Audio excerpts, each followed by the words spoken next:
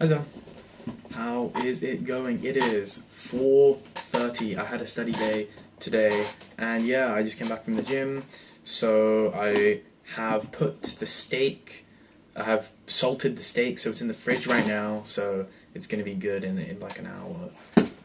I managed to finish an Instagram video yesterday. Actually, no, I recorded the Instagram video yesterday, and I edited it today, and I am pretty excited. I think it looks good, but the camera looks really like grainy and like bad quality, so I'm a little bit annoyed with that. But I'm excited because I used creativity and I used a different script and I used different shots. It's just a different style of video that I would make, and just anything creative and new is exciting, you know? At the gym, I did pull day and I checked and like I looked in the mirror afterwards and I was like, bro, my lat on my right side, like the back muscle, looks bigger than the one on my left side. And it's so weird. It's just so strange. I was like, man, come on. I'm definitely the same size, but like it just looks like it, and it's a bit throwing me off, you know. So you wanted to know about ketosis. It basically just means a state in which your body goes into, which it just burns fat. Like it primarily burns fat. So most people, when you're just eating like normal food like bread and chocolate and roti salad, whatever, right? Anything your body runs and burns as a priority, it burns off the carbohydrates, which means that any like excess sugar or fats and stuff that you consume are converted into fat. What is the reason your body stores fat? Your body stores fat so that if you're in like a starvation situation, you can burn it off and then you'll have energy. Like imagine how much fat you have on you right now, you know? Like your hips, you have like a lot of, probably like you have probably a lot of fat in your face, probably like on your arms, places you have like fat coated, your body is coated in fat, like in your glutes, in your muscles even you have fats, right? That's like over 100,000 calories just on your body from fat alone. The best analogy I heard of this was, imagine, one of those one of those trucks which carry loads of oil, right? Like a big truck which has like petrol in the back. Imagine if instead of using the tiny little fuel that it had attached to in the end, like it's like a normal car which it has its own like little fuel compartment. Imagine you, instead of using that small fuel compartment, it could directly take the fuel from the oil tanker that it was taking along with it. It could drive 4 miles. Like, it could drive so much further if it used that one. Even though, like, that's not the point of it, but, like, imagine, like, if you're trying to maximize the distance you go on one refill, like, it would be able to just drive for ages and ages and ages and ages. And that's what the same thing about ketosis is. Instead of using the tiny bit of fuel that you give it, and then once that burns, you have to refill it. That's like eating and feeling hungry every time.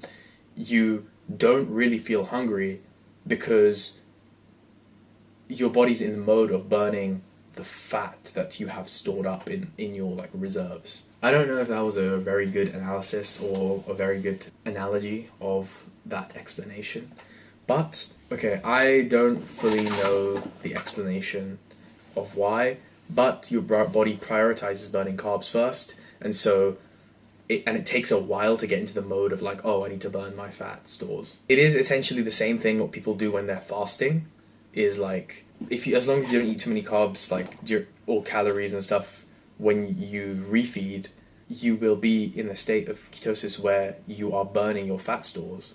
And that's essentially, yeah, that's what it is. 1 scoop of protein powder has like less than 5 grams of carbs, so you should be okay, because for like normal ketosis, if you have less than like 20 to 50 grams of carbs in a day, you should still stay in that state, so you should be fine. I'm not a scientist. I feel like when I listen to science videos and stuff, I can understand it enough to make it make sense in my head, but when I explain it, I feel like I mess up, but it's whatever. My exam is in 2 weeks' time, so yeah, it's pretty close. And then this weekend is Eid as well, so I don't know, I'm going to try and do a past paper in the morning before everyone wakes up and stuff, so We will see. Yeah, the exam is in 2 weeks, but I feel like I am getting there. So like this exam that I'm doing is like, it's like a knowledge-based exam. So I don't even know if it's like a knowledge-based exam. Like you have to, it gives you a question and you just have to spew ideas. You have to like put in as many different points as possible. And if you come up with as many different points as possible, and sometimes I just can't come up with the points. So I'm like, okay, fine, I can't come up with anything else. Let me read the mark scheme. I'll read the mark scheme and there'll be like 10 extra points that I could have come up with. And I'm like, man, come on. So then I take like a break of like half an hour, whatever. I come back to it and I do the question again.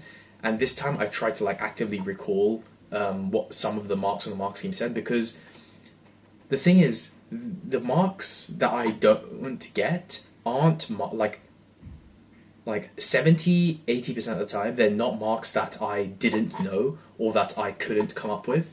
They were just ones which I just didn't think of, or which the wording of the question or my thought process didn't let me come across. Like it's stuff that I know, like that logically makes sense to me once you say it, but it's not something that I would have thought of initially, if that makes sense. And I just need to be able to randomly link out to these different things and put them all in my answer. Honestly, I probably shouldn't have spent so much time going over the material, but I thought like it would be like an exam where you need to know this and then you can answer questions based on material. But honestly, it's not. I don't know how to explain it. You do need to know the material somewhat. I wish I could show you, but I don't think unless you're on the level of understanding already, I don't think you'll understand. 2 weeks means that I will be able to do at least 10 past papers between now and then, and that seems like a lot, no?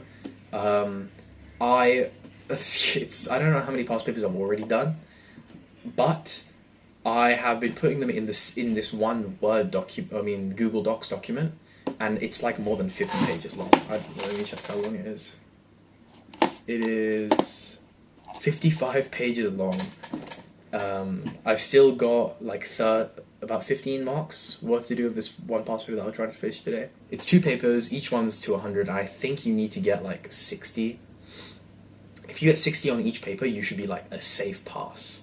If you get between 50 and 60, it's very like, oh, I'm not sure if you're going to pass or not. And then under 50 is like you failed. Yeah. Above 60 though is like a solid chance at passing.